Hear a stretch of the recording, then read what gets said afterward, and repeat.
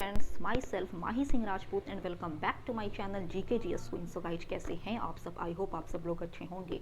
तो फ्रेंड्स, आज फिर से मैं आप लोगों के लिए संदर्भ पब्लिकेशन का, जिसके राइटर रहमान सर हैं, उनका बुक लेकर आई हूँ। बिहार एसआई का यह सेट है। तो चलिए आज का सेट लगाते हैं।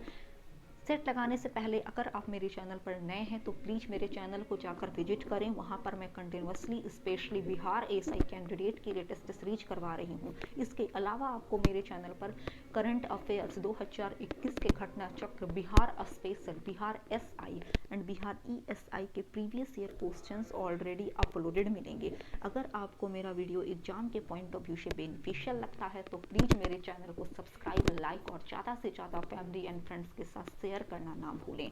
आप मुझे फेसबुक एंड इंस्टाग्राम पर भी फॉलो कर सकते हैं, जिसका लिंक मैं आपको डिस्क्रिप्शन बॉक्स में प्रोवाइड करूंगी। For PDF and latest update, please join with me on Telegram channel and link is given in description box. So let's start it. Video के लास्ट तक बने रहिए। इसके अंत में मैं आप लोगों को न्यू करंट अफेयर भी अप टू डेटेड प्रोवाइड करूंगी। तो चलिए, और मैं पूरी कोशिश करूंगी, क्योंकि कुछ प्रॉब्लम की वजह से, इशू की वजह से मैं डेली तो पहले की जैसा वीडियो अपलोड नहीं कर पा रही थी, लेकिन मैं आज से कोशिश करूंगी कि पहले की जैसा ही वीडियो अपलोड करूं। क्योंकि आपका एग्ज़ाम काफ़ी नज़दीक है, ऑफिशियल नोटिस जारी कर दिया गया है। तो प्लीज़ आप अब का जो टाइम है आपके लिए काफ़ी ज़्यादा इम्पोर्टेंट रोल प्ले करेगा। अगर आप पढ़ भी चुके हैं ना, तो रिवीजन करते रहिए और सेट प्रैक्टिस करना आपके लिए बहुत ही एक अच्छा चीज़ उभर कर साबित होगा, स्पेशली बिहार एसआई कैंडिडेट के लिए। तो चलिए आज का टेस्ट सीरीज लगाते हैं। क्वेश्चन नंबर फर्स्ट आप देख सकते हैं कि निम्नलिखित किस फसल में नील हरित शैवाल यानी ब्लू ग्रीन एल्गी मुख्यतः जैव उर्वरक के रूप में प्रयोग होते हैं?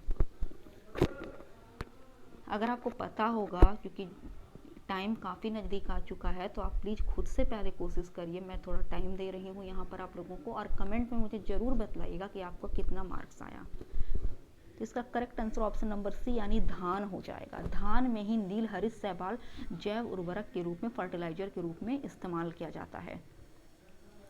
नेक्स्ट है कि अशोक के सर्वाधिक प्राचीन पठनीय अभिलेख मूलतः किस लैंग्वेज में लिखे गए थे?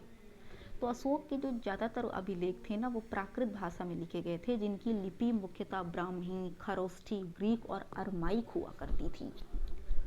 नेक्स्ट है कि 1857 की क्रांति में सक्रिय हिस्सा लेने वाले नाना साहब का एक अन्य नाम क्या था? ऑप्शन ए धूधू पंत। तो चलिए, यहाँ पर जो ओल्ड करंट अफेयर है वो मैं स्किप कर रही हूँ। तो क्वेश्चन नंबर 8 से है कि सल्तनत काल में सबसे बड़ा साम्राज्य किसका था? तो अकॉर्डिंग टू ऑप्शन इसका करेक्ट आंसर फिरोज शाह तुगलक हो जाएगा, जिनका शासनकाल रहा 1351 ईस्वी से लेकर 1388 ईस्वी तक, सिंस 1351 टू 1388। चलिए, 9th क्वेश्चन की तरफ हम लोग बढ़ रहे हैं कि किसने सल्तनत काल में डाक व्यवस्था का विस्तृत विवरण दिया था? काफी इजी क्वेश्चन है। इब्न बतूता, जो मोरक्को का यात्री था, तथा मोहम्मद बिन तुगलक के शासनकाल में इब्न बतूता भारत आया था। नेक्स्ट है कि निम्नलिखित में से कौन सा पदार्थ अत्यंत प्लास्टिक है? देखिए, प्लास्टिक पदार्थ से तात्पर्य है ना कि वे वस्तुएं जो विरूपक बल को हटा लेने पर भी अपने पूर्ण अवस्था में नहीं लौटती, बल्कि सदैव के लिए विरूपित हो जाती हैं, उसे ही पूर्ण सगठय यानी परफेक्टली प्लास्टिक कहते हैं। इसका मेन एग्जाम्पल मोम और गीली मिट्टी होती है, यानी मृत्तिका। नेक्स्ट है कि अकबर किस वाद्य यंत्र को बजाने में निपुण था? Option D नक्कारा। नेक्स्ट है कि शेख निजामुद्दीन औलिया किसके शिष्य थे? ये पहले भी ये क्वेश्चन आ चुका है। बाबा फरीद के शिष्य थे शेख निजामुद्दीन औलिया। नेक्स्ट है कि विश्व की सबसे ऊंचाई पर स्थित दूरबीन वेधशाला है हमारे भारत में सिचुएटेड, भारत के जम्मू कश्मीर में। नेक्स्ट है कि भारत के मुख्य निर्वाचन आयुक्त की पदावधि क्या है?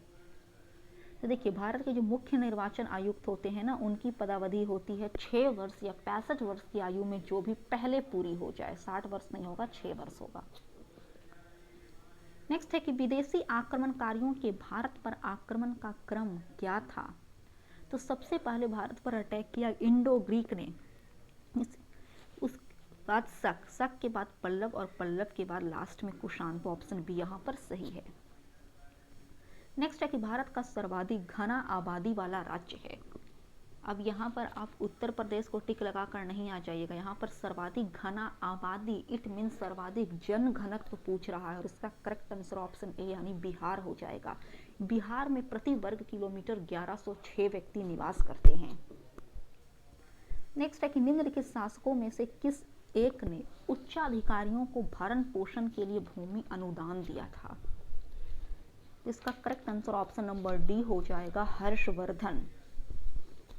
चलिए आगे बढ़ रहे हैं क्वेश्चन नंबर 18 की तरफ। एक भू उपग्रह अपनी कक्ष में निरंतर गति करता है, यह अपकेंद्र बल के प्रभाव से होता है जो प्राप्त होता है। ऑप्शन बी इज करेक्ट, पृथ्वी द्वारा उपग्रह पर लगने वाले गुरुत्वाकर्षण से। नेक्स्ट है कि ब्रिटिश राज में बिहार के कृषक वर्गों को निम्नलिखित श्रेणी में रखा जा सकता है। ऑप्शन ए पंचमुखी वर्गीकरण में, और ये बीपीएससी 2002 में ये क्वेश्चन पूछा गया है, पंचमुखी वर्गीकरण इसका आंसर है। नेक्स्ट है कि भारत की राष्ट्रीय आय का प्रथम माप किया गया। ऑप्शन बी दादा भाई नौरोजी के द्वारा। यहाँ पर ये करंट अफेयर्स था 21st। नेक्स्ट है कि चोल शासक राजराज प्रथम द्वारा बनवाया गया बृहदेश्वर मंदिर किस देवता को समर्पित है? ऑप्शन बी शिवदेव को। नेक्स्ट यहाँ पर मैच द फॉलोइंग है, कौन सा समुद्री यात्री ने किस देश की खोज की थी? तो वास्को डी गामा 1498 ईस्वी में भारत आया था, जो पुर्तगाल का यात्री था। ठीक है, उसके बाद क्रिस्टोफर कोलंबस की अगर बात करते हैं तो इन्होंने स्पेन की खोज की। कैप्टन कुक की बात करें तो ग्रेट ब्रिटेन तथा तस्मान हॉलैंड। तो इस पॉइंट ऑफ व्यू से इसका करेक्ट आंसर आप यहाँ पर देख सकते हैं, बी हो जाएगा। नेक्स्ट है कि निम्नलिखित में से किसमें ऋणात्मक आवेश होती है? ऑप्शन सी बीटा कण में। चलिए 25th है कि भगत सिंह, राजगुरु तथा सुखदेव को कब फांसी दी गई थी? 23 मार्च 1931 को।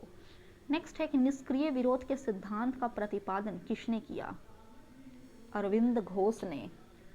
निम्नलिखित में से किसने मोहम्मद अली जिन्ना को हिंदू मुस्लिम एकता का राजदूत कहा था? ऑप्शन ए यह कथन सरोजिनी नायडू का था। किसी पिंड का भार, ऑप्शन बी ध्रुवों पर सबसे ज्यादा होता है। स्वतंत्रता पूर्व बिहार में समाजवादी विचारधारा के प्रसार का श्रेय जाता है। ऑप्शन ए जयप्रकाश नारायण एवं वीपी सिन्हा के पाश्चात्य शिक्षा को, और यह क्वेश्चन भी बीपीएससी में ही पूछा गया है। चलिए नेक्स्ट है कि हड़प्पन संस्कृति के संदर्भ में शैलकृत स्थापत्य के प्रमाण कहां से मिले हैं? ऑप्शन बी धौलावीरा से, जो प्रेजेंट टाइम के गुजरात के कच्छ में स्थित है। 31 यहाँ पर आप देख सकते हैं ओल्ड करंट है। नेक्स्ट है कि बड़े वाणिज्यिक बैंकों का राष्ट्रीयकरण कब हुआ? ऑप्शन सी 1969 ईस्वी में। नेक्स्ट, कार्बोहाइड्रेट के अलावा हमारे आहार में ऊर्जा का एक प्रमुख स्रोत क्या होता है? तो फैट यानी वसा। नेक्स्ट है कि विटामिन डी की कमी से होने वाले रोग रिकेट्स में शरीर का कौन सा अंग प्रभावित होता है? ऑप्शन सी अस्थि। 35, 36 आप यहाँ पर देख सकते हैं कि ओल्ड करंट है। तो चलिए आगे बढ़ रहे हैं 37 की तरफ। कि भारत के विभाजन के समय भारतीय राष्ट्रीय कांग्रेस के अध्यक्ष थे? ऑप्शन बी जेबी कृपलानी। जो पार्टिकुलर डेट 15 अगस्त 1947 का था, तो उस समय भारतीय राष्ट्रीय कांग्रेस के अध्यक्ष कौन थे? तो जेबी कृपलानी थे। कई एक बार ये एग्जाम में क्वेश्चन रिपीट किए गए हैं।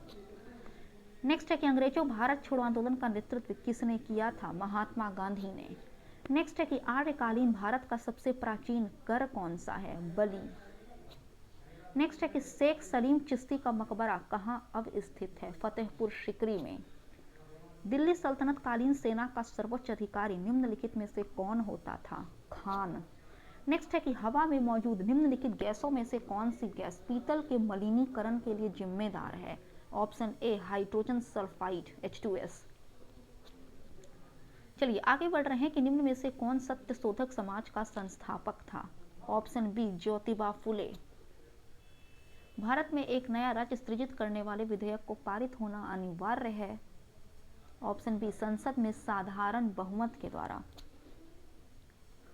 नेक्स्ट है कि निम्नलिखित में से कौन कांग्रेस के आधिकारिक इतिहास के रचयिता थे? Option C is correct, Pattabhi Sitaramayya. Next है कि सिंधु नदी की लंबाई उतनी है जितनी ब्रह्मपुत्र नदी की, यह लंबाई कितनी है? तो ऑप्शन डी इनमें से कोई नहीं, क्योंकि क्राउन बुक के अकॉर्डिंग सिंधु नदी का जो लंबाई दिया गया है वो 2880 किलोमीटर दिया हुआ है। नेक्स्ट है कि किसके प्रशासन काल में अस्थायी बंदोबस्त प्रारंभ किया गया था? लॉर्ड कॉर्नवालिस ने परमानेंट सेटलमेंट की शुरुआत की थी। और परमानेंट सेटलमेंट यानी अस्थायी बंदोबस्त एग्जैक्टली में कहते किसे हैं? तो चूंकि यह लास्ट टाइम आ गया एग्जाम का, मैं यहाँ पर ब्रीफली डिस्क्राइब नहीं करूंगी, यह जानने के लिए आप मेरे प्रीवियस डेट को विजिट कर सकते हैं। बद्रीनाथ किस देवता को समर्पित है? ऑप्शन बी विष्णु को। पुरातत्व विज्ञान में अवशेषों की आयु का अनुमान लगाने में जिस शब्द का प्रयोग होता है वह है ऑप्शन सी डेटिंग।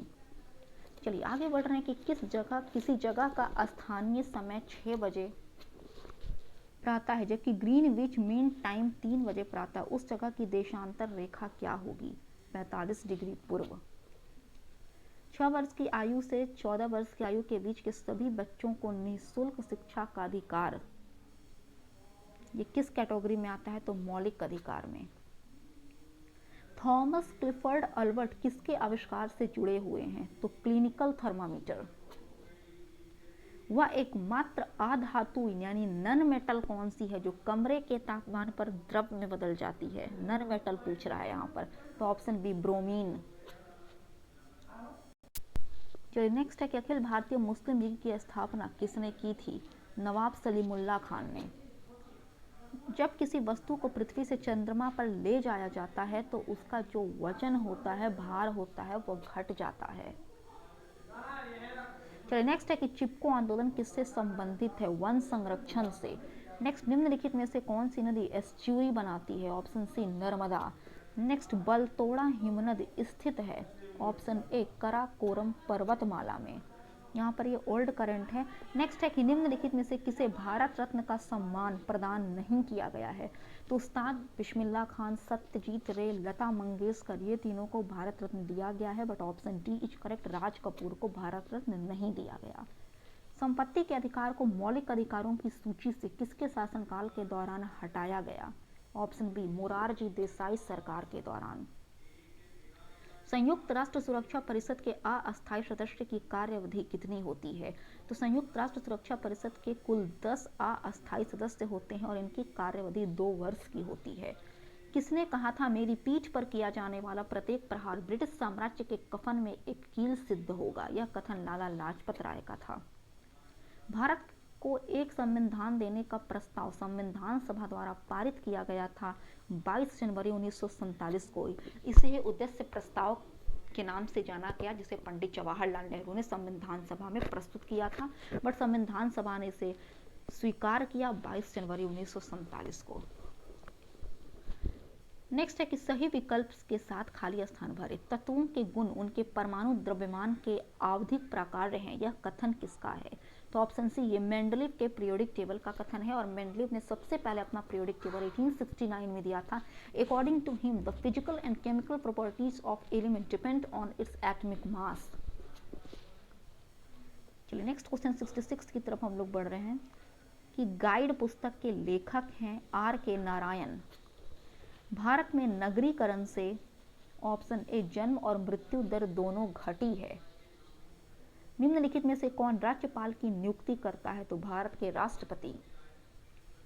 निम्नलिखित में से किस नगर में जापानियों ने विश्व शांति स्तूप का निर्माण कराया था? तो ऑप्शन डी राजगीर में। सच्चिदानंद सिन्हा किसके साथ जुड़े थे? इनमें से किसी के साथ भी नहीं सच्चिदानंद सिन्हा जुड़े हुए थे। यहाँ पर 71 में ओल्ड करंट है। नेक्स्ट है कि भारत में नियोजित अर्थव्यवस्था आधारित है मिश्रित अर्थव्यवस्था पर। बिहार में निम्नलिखित में से कौन से समूह की नदियां गंगा अथवा उसकी सहायक नदियों में उत्तर की ओर से आकर मिलती है? गंडक, कमला, बागमती। नेक्स्ट है कि बिहार में भांगर मिट्टी मिलती है? ऑप्शन बी पूर्णिया, सहरसा, दरभंगा, मुजफ्फरपुर के क्षेत्र में। यहाँ पर 75 ओल्ड करंट है, तो चलिए 76 देख लेते हैं कि स्वचालित वाहन निर्माता का सबसे अविषालु धातु प्रदूषक है? Option B lead. कोई विधेयक धन विधेयक है अथवा नहीं, इसका निर्णय कौन करता है? तो लोकसभा अध्यक्ष यानी स्पीकर। मंत्रिमंडल सचिवालय किसके निर्देशन में संचालित होता है? प्रधानमंत्री के निर्देशन में। नेक्स्ट है कि कैबिनेट का प्रत्येक निर्णय किसके नाम पर क्रियान्वित होता है? राष्ट्रपति के नाम पर। यहाँ पर 80 आप ओल्ड करंट देख सकते हैं। नेक्स्ट है कि व्यक्तिगत स्वतंत्रता के अधिकार के लिए निम्नलिखित में से कौन सी रिट याचिका दायर की जा सकती है? तो option C is correct, habeas corpus, जिसे बंदी प्रत्यक्षीकरण कहते हैं। सुप्रीम कोर्ट कुल 5 रिट को जारी करता है और ये 5 रिट को सुप्रीम कोर्ट किस आर्टिकल के तहत जारी करता है और हाई कोर्ट किस आर्टिकल के तहत जारी करता है, तो यह मैं अपने प्रीवियस सेट में डिस्क्राइब कर चुकी हूँ, तो आप विजिट कर सकते हैं। नेक्स्ट है कि भारतीय राज्यों में सर्वाधिक जनजातीय जनसंख्या है? ऑप्शन सी मध्य प्रदेश और छत्तीसगढ़ में। संसद में शून्यकाल यानी 0 आवर का टाइम होता है दोपहर 12 बजे से 1 बजे के बीच। ओल्ड करंट है। नेक्स्ट है कि संयुक्त राष्ट्र विकास कार्यक्रम यानी यूएनडीपी केंद्रित है वैश्विक विकास की चुनौतियों के समाधानों पर। रेडियो एक्टिविटी का आविष्कार किया था? ऑप्शन बी बैक्रेल ने।